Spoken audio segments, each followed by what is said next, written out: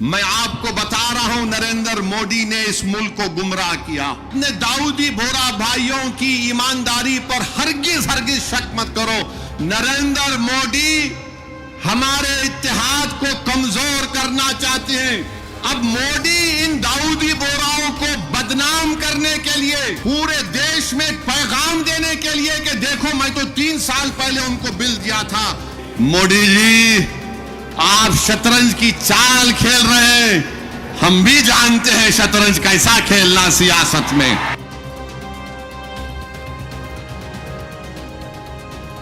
मैं आपको जिम्मेदारी के साथ कह रहा हूं कि हमारे जो दाऊदी बोरा भाई हैं वो हमारे दीनी भाई हैं। मेरे भाई, खुदारा उनके बारे में कोई गलतफहमी मत रखिए।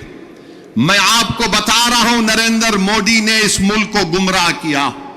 मैं और अब्दुल्ला साहब, हम लोग पार्लियामेंट की कमेटी के मेंबर थे।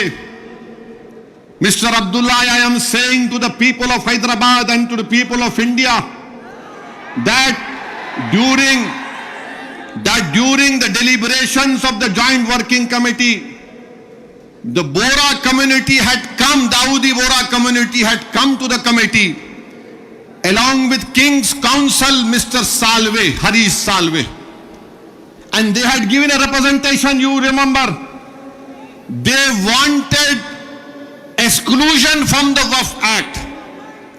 They had clearly said we have nothing to do with this bill. The Dawoodi Bora have clearly stated that in 1962 the Supreme Court has given them a definite definition of religious denomination. The Dawoodi Bora have said, if you remember, that they believe in the concept of Dail Mutlaq. And this Waqf bill goes contrary to that. It is part of their faith. मैंने ये कहा कि अपने दाऊदी बोरा भाइयों की ईमानदारी पर हरगिज शक मत करो। नरेंद्र मोदी हमारे इत्तेहाद को कमजोर करना चाहते हैं। दाऊदी बोरा के लोग पार्लियामेंट की कमेटी के पास आए थे। लंदन से मायानाज वकील, किंग काउंसिल जनाब हरीश साल्वे साहब को लाकर पार्लियामेंट की कमेटी के सामने कहा कि हम 2024 का कानून नहीं चाहिए, हमको वक्फ से अलहदा करो। क्योंकि दाऊदी बोरा जो शियाओं की ब्रांच है, उन्होंने कहा कि हमारे पास दाइल और मुतलक है। उनके जो रूहानी पेशा है मुफद्दल साहब, अल्लाह उनको सलामत रखे, वो उनकी मौजूदगी में कोई मुतवल्ली नहीं हो सकता। लिख कर दिया उन्होंने कि हमको इस वक्फ एक्ट से लेना देना नियम को निकाल दो। तो ये इनको बुलाया गया, मोदी ने बुलाया इनको, और नरेंद्र मोदी ने कितना गुमराहकुन बात की। बैठ के कहा कि मैंने 3 साल पहले ये बिल बना दिया, आप लोगों को नहीं मालूम होगा, मैंने भिजा दिया आपको और कहा कि कॉमा फुल स्टॉप लिख दो।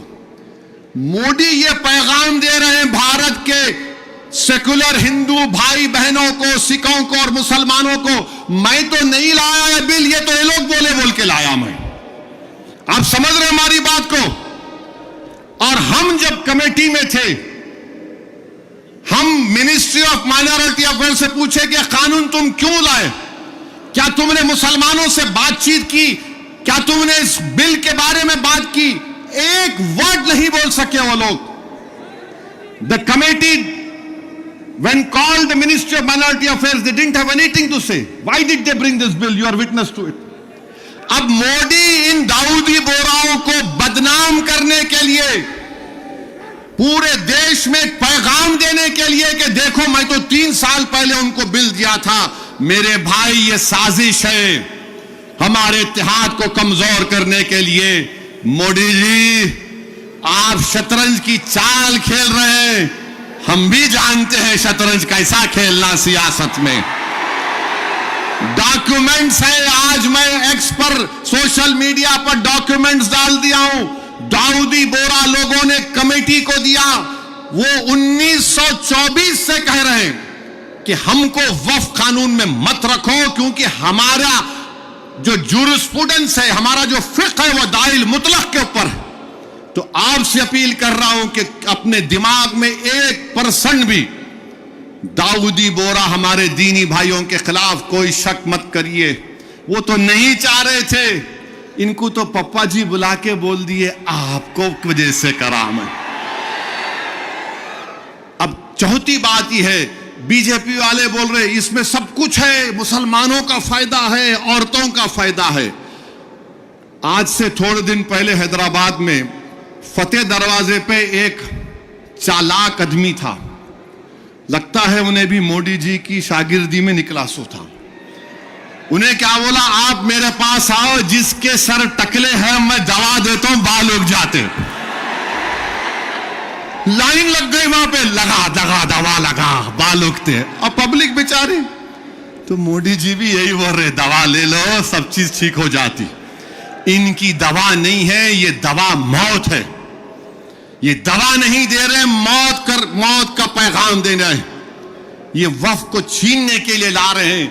आप सोचिए, दाऊदी बोहरा लोगों ने सेक्शन 2 लिख कर दिया, तो मोदी ने क्या किया, दाऊदी बोहरा का नाम लेके सेक्शन 2 बना के उस भारत के दौलतमंद आदमी जिसने हमारे खोजा भाई, ये भी शियाओं का एक ब्रांच है, खोजा ट्रस्ट से खरीद कर 21 करोड़ में अपना आलीशान महल बना लिया। सेक्शन 2 का फायदा उस शख्स को होगा। हम हैदराबाद में क्या बोलते हैं, किसकी दुकान पे किसकी फातिया, क्या बोलते हैं, नाना मामू की दुकान पे नाना की फातिया। तो दाऊदी बोहरा को सामने रख के मुकेश भाई की फातिया पढ़ दी है इन्होंने काम कर दिया। सेक्शन 2 से उनको फायदा होगा।